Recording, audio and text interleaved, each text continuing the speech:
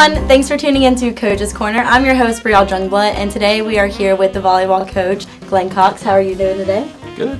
Okay, well, first I'd like to congratulate you at being #1 in the conference. Okay, so sitting at the top, how do you feel the season has gone thus far? I mean, no complaints. We're on top right now. I mean, but it's a tight race at the top. I mean, we're only one game ahead. There's still a lot of volleyball to be played, but at 20-3, I'd love to be undefeated, but hey, we're in a pretty good shot. We have a pretty good shot of, being at the top of the region, and if we can take care of business the rest of the year, we can. Right. Okay. So upcoming, you have UNC Pembroke, Columbus State, Montevallo.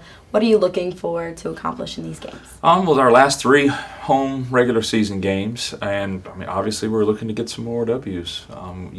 They're all quality teams. Everybody in the Peach Belt this year is competitive, and and we've got to get back one of our losses to Montevallo this weekend. Right. So. Okay, so you've won your last 11 games. What does this say about how well your team is working together? Well, I mean, we're clicking, and we also finally were able to go on the road and click as well. We kind of struggled playing on the road early, but now it's more of a confidence thing. I think they're getting more confident in their abilities and what they're capable of, and things are cleaning up. Some of the little things are cleaner, and we're passing well, and when we do that, we're a pretty good team. Are there any aspects of the game you still want to work with your team? Offensive hitting percentage as a group.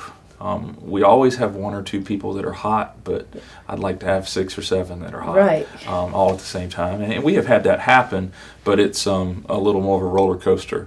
But if we all click offensively, if we're seeing the court, court vision wise, being able to offensively execute, because if we're passing well, we should execute.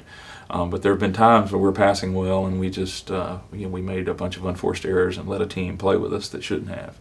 So. Who do you see your biggest opponent finishing out the season? Well, geez, I mean, there are a lot of good teams we have to play to finish the season. I mean, obviously, we have a loss to Montevallo, and we need to get that back, and I know we can this weekend at home. But also playing on the road next week, with Olander and then Flagler Armstrong are always tough road games. So I mean, it's not discounting Pembroke and Columbus. It's just that, we've got some confidence. We've already beaten them once, right. But we're not going to take them lightly. But we've got to show up. But just got to take care of the business. 6 more games. Only 6. Well, there's still postseason is what really counts. But right. Those 6 regular season games will set up everything. Okay. Can you talk to us about Katie Tomans' effort last week? I mean, phenomenal. She's been playing, just great passing. Defensively, her speed and reaction time, and she anticipates, shots and tips from people. She makes it look easy, and right. that's a good thing to have out there. So, and she got Specialist of the Week, too. Yeah, she did. Congratulations on that. And can you talk to us about Taylor Stratton's effort?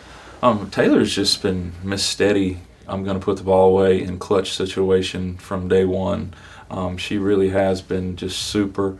Her numbers every week are always solid, and she's just doing a super job. I mean, she's our 0-1. She's our #1 outside hitter, and there are not many people in the league can challenge her. Now, did you expect this from her when she first came on campus? Oh, I expected it from her the first time I saw her video. Actually, I was watching a setter's video from up there that, she was setting this kid in the video, and it's one of those weird recruiting situations where you go, setter's She's really good, but what about this the one? setter's really not that good, but who is this kid you're setting? and that is how I found out who she was, and got her and a couple of her teammates to come visit, and they liked it. And I mean, I knew she had the capability of being that type of player in college, and now it's she's believing in herself, and she's clicking and playing great. It's funny how things can work out. Mm-hmm. Okay, so you currently lead the nation in digs. What does this say about your team? Awesome. Well, I mean, I did not know that. Digs per game or just total digs? Just total digs. Okay. Well, I mean, we have got a great group of ball control specialists on the floor. Our defense is one of our real strengths. Our defense and passing is really what puts our offense in situation where other teams are struggling to get the ball to their setter. We're able to pass the ball accurately and put the ball on target. And it's a good thing. It takes a lot. But I've got a lot of kids with high volleyball IQs. They read the game, they know the game well. I've got a group of kids that coach on this team. They coach clubs, so they know the little intricacies that you need to know to read and play the game at a high level, and apparently it shows. Yeah, that's important. Okay, so your middle blockers have done very well. What's the biggest reason for that this year? I think the diversity in our offense is a big part of it. You've got a Taylor Stratton on the left and Julia Forster, and you've got both Ashleys on the right now, who are just incredible weapons, and it opens the game up for our middle attack. And our middle attack is becoming the hitting numbers are so high in the middle now that it's opening the game up for our outsides and our right sides. We're hard to scout because we can dish the ball to 3 different people for 6 different rotations, and it's really, if we're passing well, we can be real deceptive in what we're doing, and if we can get one-on-ones or hit against nobody blocking, it makes things a lot easier. Yeah, absolutely. Okay, so talk about your seniors and what Saturday means to you and them.